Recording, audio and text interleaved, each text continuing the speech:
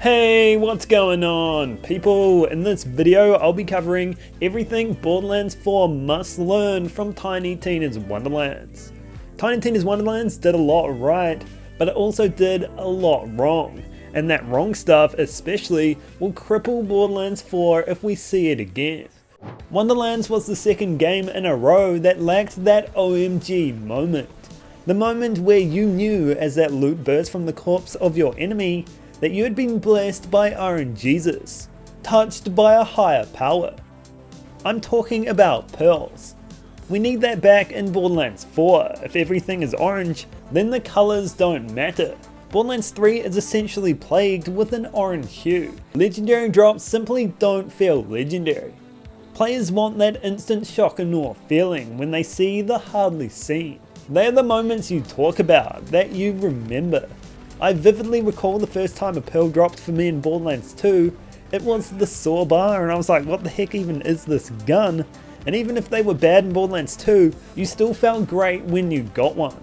Even remembering back to Borderlands 1 when some guy online was showing off his cyan shield, I didn't even know that colour existed. Borderlands 4 needs to bring that moment back, it absolutely does. It is literally one of the most requested features, and if it falls on deaf ears, then I'm afraid to say they have never been listening to us.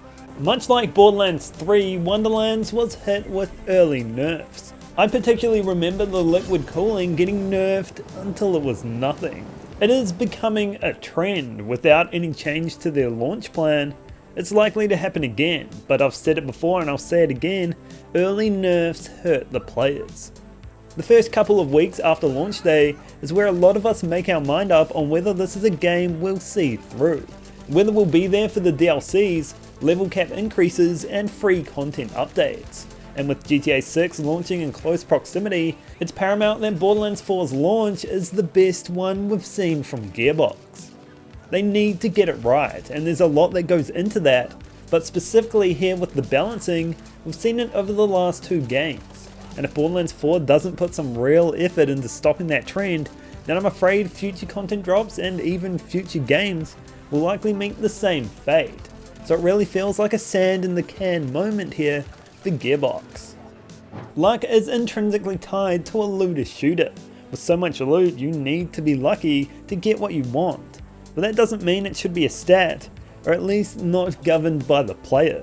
Wonderlands had players collecting 260 lucky dice hidden throughout the 12 in-game locations for you to increase the chances of getting legendary gear. And not everyone was happy to do it, especially when at launch you had to collect them once per character, but they soon changed that. They tried to include a luck system in Borderlands 3, it was bugged, but they got it right in Wonderlands. And to be fair, I see why they went with it. Luck and D&D go hand in hand. You roll for your actions, but that doesn't mean we should roll for our loot. In Wonderlands, the difference between luck on the high side and the low side would increase your drop rates by about 80%. That is a huge number and is incredibly significant in the looter shooter landscape. Having collectibles is great. I know a lot of gamers out there like to collect things, and I do too, but when it's tied to such an important aspect of the game, then in my opinion it isn't so great, and it hurts those players that don't enjoy mindlessly collecting things. I feel drop rates shouldn't be tied to such a menial task as collecting a number of things. Rather, drop rates should scale off of difficulty, and I hope Borderlands 4 realises that. Sure, there should be ways to increase drop rates, we've seen that before, but they shouldn't be a necessity like they were in Wonderlands. I hope and I hope again that Gearbox have learned their lesson when it comes to the PLC debacle in Tiny Tina's Wonderlands. Now if you're wondering what PLC stands for, well, it's an acronym they use to describe the DLC content for Tiny Tina's Wonderlands, and I think it stands for pretty lame content. I could be wrong. How else to describe a couple of dungeons with sharks that have missing names, all leading up to a boss fight that you had to fight multiple times once a week for the next 4 weeks if you wanted to hear all of whatever story there was. It got worse than that though. The later Mirrors of Mysteries locked legendary gear behind the different bosses' forms, making you wait a whole 4 weeks before you could even try and obtain the items you paid for. Now I completely get why the DLC for Wonderlands was so lackluster.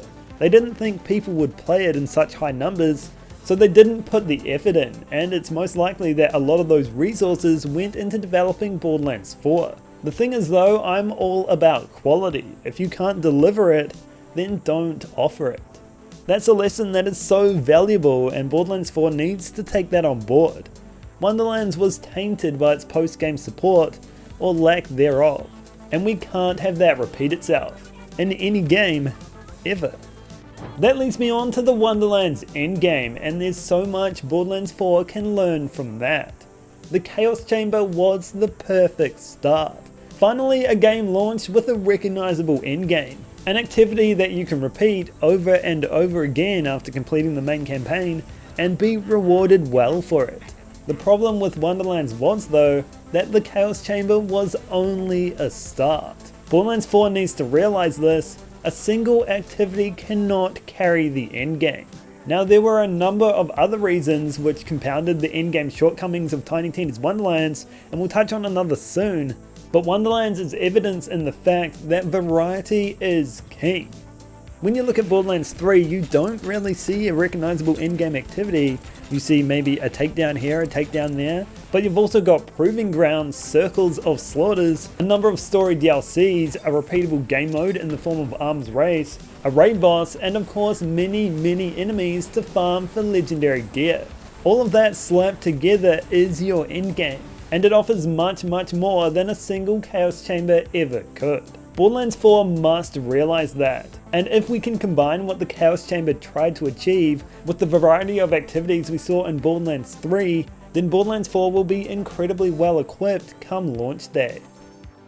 As I said I'd mention, there were two things that didn't help Wonderlands endgame, and that was in the lack of post-launch content, namely the DLCs, actually exclusively the DLCs, not helping to fill that void, and also at the absence of respecting the need for dedicated farm targets and respawnable bosses. Even now, Wonderlands lacks those two things. You are at the mercy of RNGesus, with roughly half of the weapons in the game lacking a better option, and even the chances of getting what you're after from that target aren't great, forcing you into the Chaos Chamber, which increases the speed of burnout you gain from completing that activity over and over again.